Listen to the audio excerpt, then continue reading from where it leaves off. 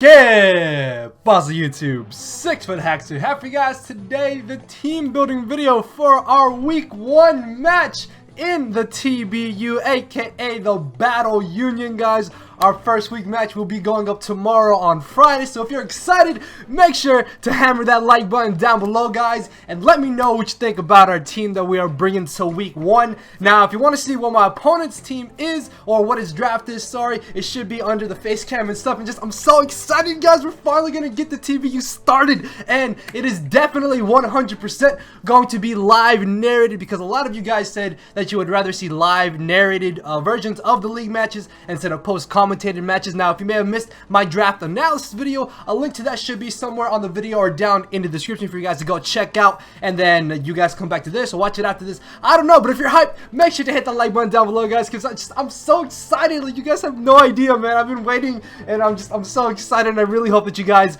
are going to enjoy the TBU matches. Now, before I get into what I brought or what I'm gonna bring for week 1, I just want you guys to know that Thursdays are probably going to be double upload days, just because I don't want the team building video to be the only video that you guys get on Thursdays, especially for those of you who may not be interested in the TBU entirely. So you guys can have a second upload for that day, so you can watch this one, that one, or watch both, and just, yeah, that's how things are going to go. But with that being said, let's go ahead and just get this started, guys. I don't want to ramble on too long, and I don't know how long I'm gonna make this first team building video. I want to try and keep these team building videos to around like maybe 15-20 minutes, or maybe even less than that, just because I don't want to talk about them for too long. But let's go ahead, and this is what I think my opponent is going to end up bringing. Now, before I mention his mons, for those of you who don't know, in the TBU you get 3 bench picks, which means the 3 bench Pokemon at the very bottom of the list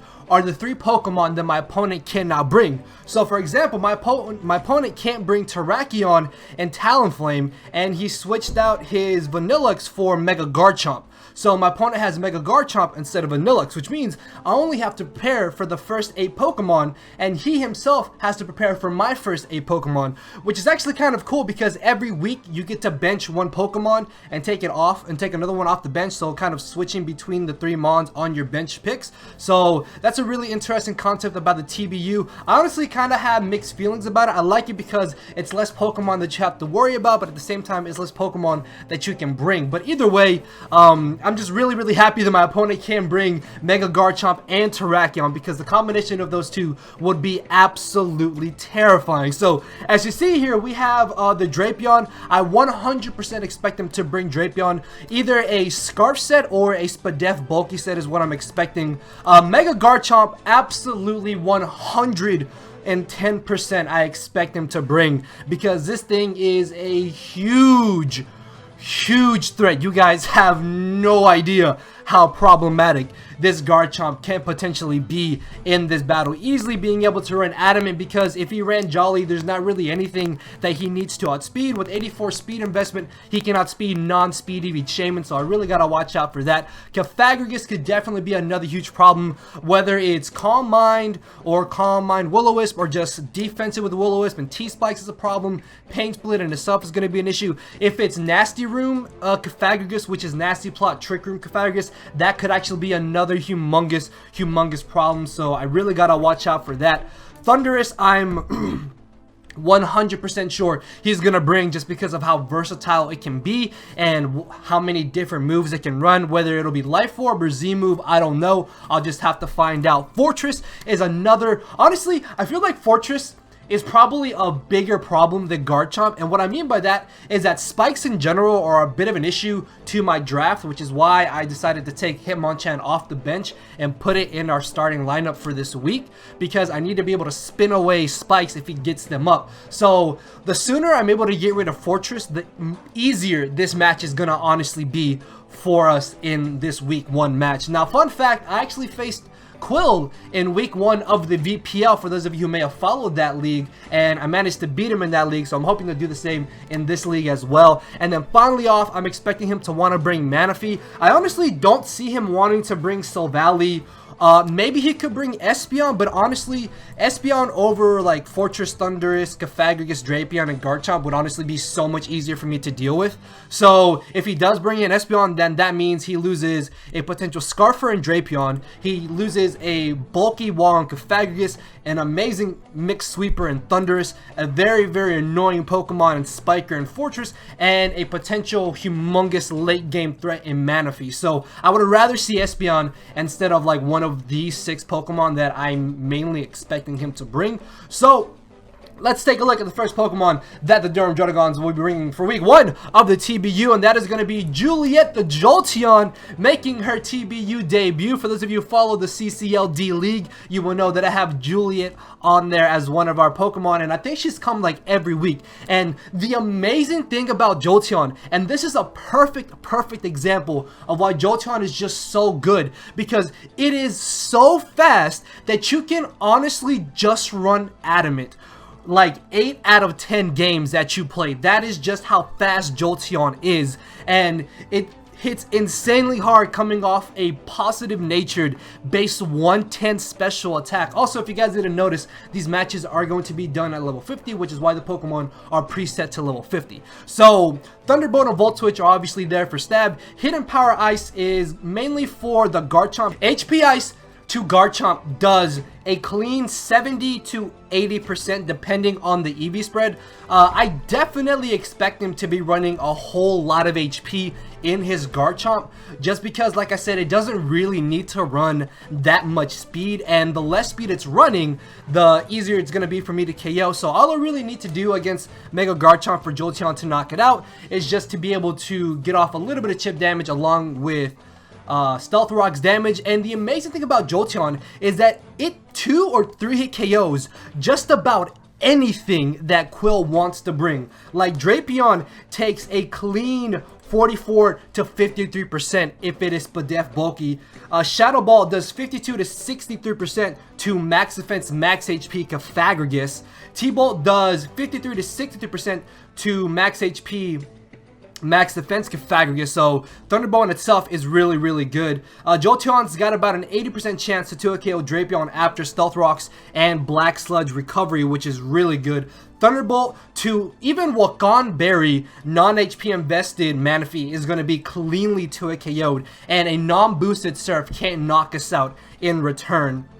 And Manaphy gets a free switch in to anything that he doesn't have Scarfed. Another thing that I forgot to mention is that a Mega has to absolutely Mega turn 1. Sorry. So that means he can't bring Scarf Garchomp. He can't bring regular like sub SD Garchomp. He 100% has to bring Mega Garchomp. So that's also another really good advantage. Espeon is clean to a KO'd. Actually, if he does bring Espeon, if it's a dual screen variant, that could actually be a little problematic. So I'm definitely going to have to watch out for that, because dual screens could turn out to be a huge problem, and it's going to make this a bit of a tougher matchup. But I don't really see him wanting to bring that. Calm Mind Baton Pass Espeon could definitely be an issue as well, so I may have to watch out for that. But basically, Jolteon just applies so much pressure in this game with modest Magnet Thunderbolts and Volt Switches. Once the Thundurus is gone, not Thundurus, but once the Mega Chomp is gone, I just get free Volt Switches and I can freely spam Thunderbolt. I definitely have to watch out for Pursuit Drapion, which I could see him honestly running, which is why I was thinking about maybe putting Baton Pass over Volt Switch, but just being able to get that extra damage with Thunderbolt, with Volt Switch, sorry, is just way too good to pass up. So Jolteon is definitely going to be a huge player in our first week matchup. And moving on to the next Pokemon, something that's kind of in the same boat as Jolteon, to the point where this Pokemon can also just do so much work to Quill's team with its coverage that it's not even funny. Originally, this was max speed, timid, max special attack Shaman running enough speed to creep Jolly max speed Drapion, but after thinking about it more, I wanted to have another safer switch in to Mega Garchomp, just because Adamant Garchomp is a huge threat to the team. And while it is going to be very easy for him to prepare for defensive Shaman, Drapion doesn't really do anything to my Shaman if it is Spadef bulky. Like, they both 3-hit KO each other, and then I have a form of recovery in Synthesis. So that's definitely in my advantage. If he's offensive, I can easily 2-hit KO him with Earth Power or OHKO him after a bit of chip damage. Which is going to be really good, because I'm leaning more towards him potentially bringing Scarf Drapion as opposed to Spadef bulky Drapion, just because Scarf Drapion on paper is a really big nuisance to the mons that I want to bring. Earth Power, like I said, easily 3 KOs Drapion. Seed Flare does 67 to 43% to 172 HP Garchomp, which is running enough speed to outspeed non-speedy V Shaman by a few points, so I can easily 3-hit KO him or 2-hit KO him if I get the Spadef drop or after a little bit of chip damage. Max defense, max HP Cofagrigus is always 3-hit KO'd or definitely 2-hit KO'd if I get a Spadef drop. Espeon is always 2-hit KO'd as well. HP Ice does... Not HP Ice, sorry. HP Fire always 2-hit KOs Ferrothorn. Ice Beam coming from Manaphy to Shaman only does about 42 to 50%. So if it comes down to it, I can take a non-boosted Ice Beam and in return potentially OHKO him with the Seed Flare. Synthesis is obviously there for recovery. HP Fire is really only for the Fortress, and Earth Power is really only for the Drapion. Seed Flare is a very spammable move in this game, which is going to be really good for me. There's no way that Garchomp is going to be able to 2-hit KO my Shaman unless he Fire Blasts me twice, which I'm going to have to scout out for. But if he's got Fire Fang, he doesn't 2-hit KO me, and even if he gets up Rocks and a layer of Spikes, he still doesn't 2-hit KO me. So if he just gets Rocks up, then Shaman is still going to be a perfect switch in to Garchomp, which is going to be really good going into this matchup. I'm trying to see what I may have overlooked. Seed Flare does 28 to 33% to non-HP invested Thundurus, which is a pretty decent amount of damage if you really think of it. And there's no way Thundurus knocks out Shaman, so that's really good. I definitely see Shaman and Jolteon being two huge players in this match. So moving on to the third member of the team is somebody that I'm sure a lot of you old fans know and love, and that is my boy Rylan R-Chisel9, aka the Hitmonchan, making his debut week 1. Now, I mentioned this earlier, the main reason why I'm bringing him on Chan is because I absolutely need to bring a form of getting rid of hazards. If he spike stacks or if he T-spikes against me, man, this is just going to be a really tough matchup for me. That's why I have Foresight. For those of you who don't know, Foresight allows you to hit ghost types with normal and fighting type moves, which means if he switches into Cofagrigus, predicting me to Rapid Spin, I can just Foresight on him and then spin away my spikes against the actual Cofagrigus. Now, I may get Will-O-Wisp burned in return, but if Fortress is gone, getting rid of spikes is my main priority. Stealth Rocks honestly aren't that big of an issue. It's spikes and rocks that I'm mainly concerned about. Like, if he gets rocks and a layer of spikes up, that's really bad. But if I can spin away spikes, get rid of Fortress, and even if he gets rocks up later in the match, it's not going to be bad for me at all. Fire Punch always 100% 2-hit KOs any variant of Fortress, whether it be max defense or max HP. With the HP and Spadef investment, we can take 3 Life Forward max special attack Thunderbolts coming from Thundurus, which is really good, and Fire Punch in return does about 20 to 30%, so we can get off that little bit of chip damage. I did originally have Mach Punch, but honestly Mach Punch was just not really doing anything. Like, just doing 10% of something just really did not play out well with the team, so I really didn't want to have that. Drain Punch is there for a physical stab move, just so we can also have some form of recovery and some way of being able to hit something with a stab move and being able to keep Hitmonchan around a little bit longer. But mainly Hitmonchan is just here to make sure that spikes are not kept up on the field, and that way we can keep it to an even playing field if I'm able to get on my rocks before he gets up his own rocks. So moving on to the next team member is Tego, aka the Necrozma, our first overall pick for the Durham Druddigons in the TBU. And this originally was dual screens Necrozma because I wanted to be able to get up Reflect and Light Screen to give my team a bit of an easier time in this matchup. But ultimately, after speaking with some people, I decided to just make it purely defensive with Earthquake and Psychic as our main offensive moves. Earthquake 100% 2-hit KOs, Spadef bulky Drapion, and physically offensive Drapion. Knockoff in return does absolutely zero because of course we do have the Prism armor. Toxic is mainly for the Garchomp. If I'm able to have my Necrozma in against the Garchomp, he's probably going to Earthquake, and then I can just Toxic him. I can also Toxic an incoming Manaphy. I can Toxic Thundurus on a potential switch in. Also Cofagrigus, being able to Toxic Cofagrigus is going to be absolutely huge because that means if he's a Calm Mind variant, he's not going to be able to comfortably set up on me, and then from there I can potentially stall him out. Psychic does 26 to about 30% depending on the EV spread that the Garchomp is running. I'm very positive that he is going to be running HP investment, so I will be able to break any potential substitute that he may want to try and get up. Thundurus does unfortunately 53 to 63% to us with a Thunderbolt, but in return, if worse comes to worse, I can take a T-Bolt and in return potentially knock him out with the Psychic after rocks and Life Orb damage and a bit of prior damage, because Psychic does about 50 to 60%, which is really good.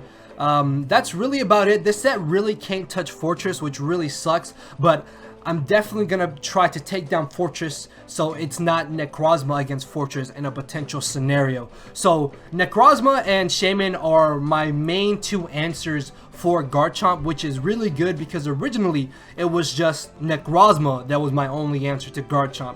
And with being able to have Shaman as well, that just makes Garchomp that less of a problem for me to deal with. So moving on to the next team member is Richter, aka the Seismitoad. Now, I've never used Seismitoad in draft format, so I'm really hoping that it can definitely do some work in this game. Now, of course, you guys see the Hidden Power Fire. Shouts out to my boy Quinn. I know for a fact he would like that. Now, the 100 special attack investment is so I have a 60% chance to 2-hit KO Max Spadef, Max HP Fortress. And I'm sorry if I'm like moving around a lot, guys. It's just like I'm so excited and just, yeah, sorry. But I can 2-hit KO Max Defense, Max HP Fortress, and I have a 60% chance to 2-hit KO Max Spadef, Max HP Fortress. So the roll is always in my favor, and if I'm able to catch Fortress on the switch in with rocks, then I definitely knock him out with Hidden Power Fire, even if he is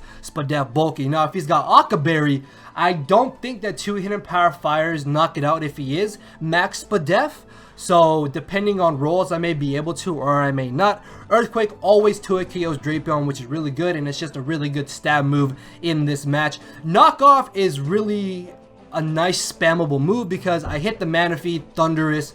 Espeon is easily 2-hit KO'd.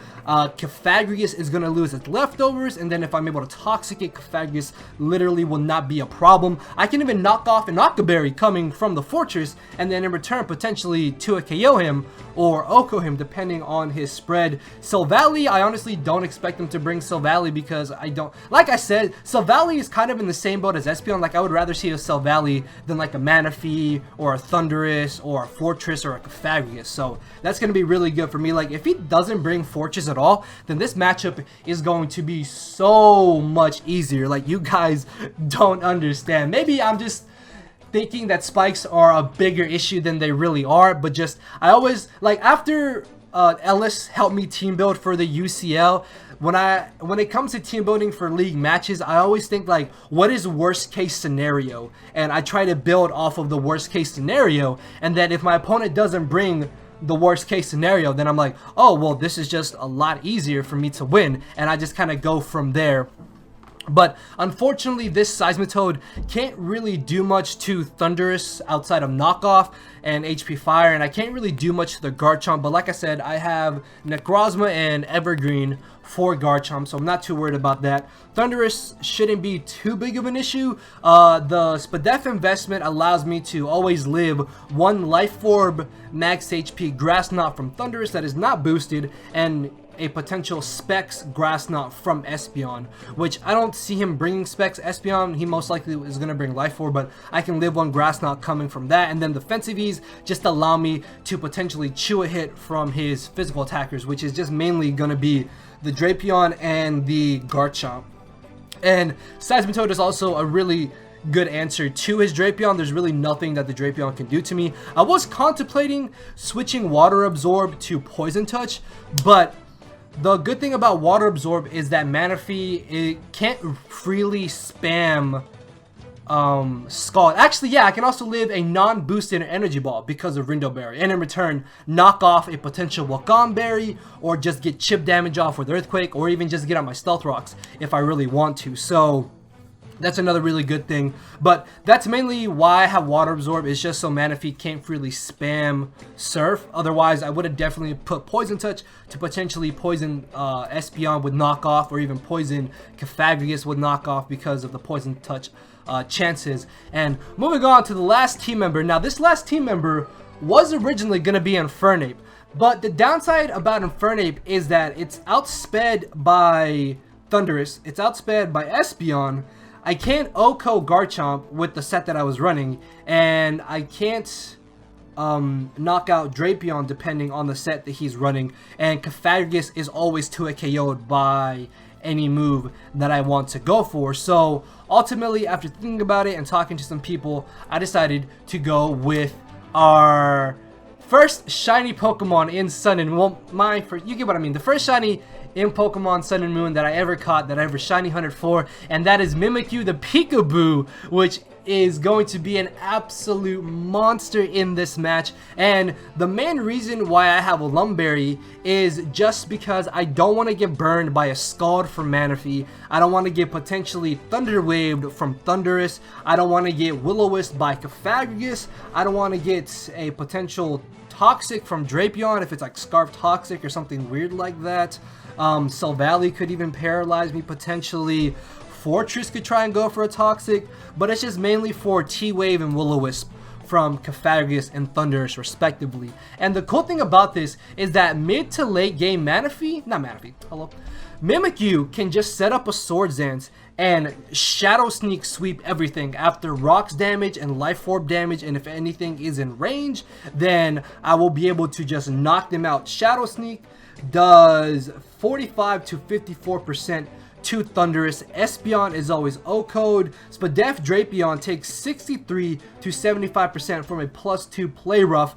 Mega Garchomp is OHKO'd regardless if he's running HP investment or not. Shadow Sneak to non-HP Manaphy does 30 to 36%, so if I'm able to weaken Manaphy enough, then I'll be able to knock it out. Play rough does 67 to 80% to Manaphy if I am at +2 and my Lumberry is not burned and I don't have to worry about being potentially scalded, then I can definitely hit it up with the Play Rough. Shadow Claw at +2 does 63 to 73% to Cofagrigus, so if I'm able to just Toxic or get rid of the leftovers from Cofagrigus after +2, Mimikyu will straight OHKO it. Shadow Claw to Spadef Bulky Fortress unfortunately only does about 38 to 46%. So like I said, Fortress is just really the biggest problem that I have to get rid of going into this match, and I can definitely see Mimikyu being able to come in late game SD, and then at that point it's just basically game. And the reason why I'm not running Adamant as opposed to Jolly is because of him having Drapion, and maybe if he wanted to bring Jolly Garchomp for some reason. Other than that, Adamant I think would definitely be a lot better. And I don't know, like now that I'm thinking about it, Adamant may not even be that bad. I don't know, like if I do change this to Adamant, then I'll definitely mention it to you guys in the actual video itself. But regardless, Mimikyu is going to be here to just clean up late game and potentially send us home with the victory. So the idea is to weaken his squad with Jolteon and Shaman, and even Seismitoad can do that because we're going to be able to get up rocks. I have two really good switch-ins to Garchomp in my Necrozma and my Evergreen here. Hitmonchan is going to be pressured a lot just because it's going to be having to rapid spin away spikes, which I really don't want up on my side of the field. And then if everything goes good, Mimikyu can come in, SD, and potentially sweep Mimikyu. Oh, I'm dying. But Mimikyu was Z move, and ultimately I decided just to go with Lumberry because I don't want to be up against Thundurus and then maybe get like a low damage roll with Shadow Sneak, and then he goes for Thunder Wave, and then that could potentially cost me later in the match. Now, if I was Z move, Ghostium Z +2 Shadow Claw definitely OHKOs Cofagrigus, which is really good, and that's really the only main reason I would have the Ghostium Z is for Cofagrigus. But I mean, Shadow Claw already does about 70 to 80%, which is really good in itself, so I'm not too concerned about that. But yeah, guys, that is the run through of the team. Like I said, make sure to hammer that like button down below if you are excited that tomorrow is gonna be the first week of the TBU. And starting next Thursday, guys, there are going to be double uploads on Thursdays, just because every Thursday a team building video will be going up, and then I'll figure something else out to upload on these Thursdays for you guys. So hopefully y'all did enjoy, and with that being said, I will definitely be seeing you guys tomorrow with week 1 of the Battle Union. We are facing Esquill, the coach of the Juventeis, something like that. I apologize, but just I'm so excited, guys, and I hope you are too. So I will see you all tomorrow, guys. Thank you for watching. Later, everybody. Cause my brain and heart are both tied in a knot, and this hinders me from crying a lot. This causing me to show no emotion. But when I said I cared, I wasn't joking. But I guess it's too late for me to become broken. For now, I'm living with no more pain, tears of hoping. I'm just coasting. Yeah, I said I'm coasting. No more pain, tears, and hoping. For real.